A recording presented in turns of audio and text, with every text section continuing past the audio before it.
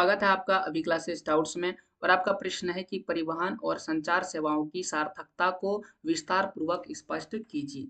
आइए इस सवाल का जवाब लिखते हैं। परिवहन और संचार सेवाओं की सार्थकता, इतना लिखेंगे और हम लोग डैश देंगे और फिर आगे सुनिए।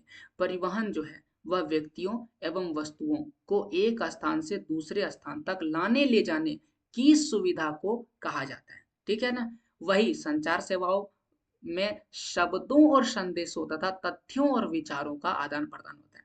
तो पहले तो आप यह समझ लीजिए कि परिवहन और संचार में अंतर क्या है। जैसा कि मैंने यहाँ पर आपको बताया कि परिवहन क्या करता है, एक व्यक्ति को एक स्थान से दूसरे स्थान पर लेता है, यानी यहाँ व्यक्ति या तो वस्तु लिखे जाएगा। लेकिन जब संचार की बात आएगा तो उसमें शब्द, संदेश, तथ्य तथा विचार का आदान प्रदान को शामिल किया जाता है।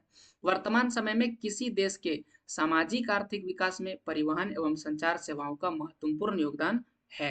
परिवहन समाज की आधारभूत आवश्यकताओं की पूर्ति के लिए निर्मित किया गया है। यह एक संगठित सेवा उद्योग है।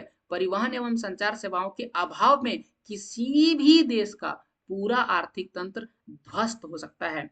ये सेवाएं वस्तु, सूचना, जनसंख्या को गतिशीलता प्रदान करती है। साथ ही आधारभूत सुविधाओं की आपूर्ति भी इन्हीं सेवाओं से होता है। परिवहन व संचार सेवाओं की उपलब्धता का प्रभाव देश के उत्पादन, राष्ट्रीय आय की वृद्धि पर पड़ेगा। अगर परिवहन कम होगा तो उत्पादन कम होगा और राष्ट्रीय आय भी कम होगा। इसीलिए किसी भी देश के लिए परिवहन और संचार सार्थक है, जरूरी है। यही था आपका सवाल और ये है आपका जवाब। ऐसे और प्रश्नों के जवाब के लिए चैनल को जरूर सब्सक्राइब कीजिए।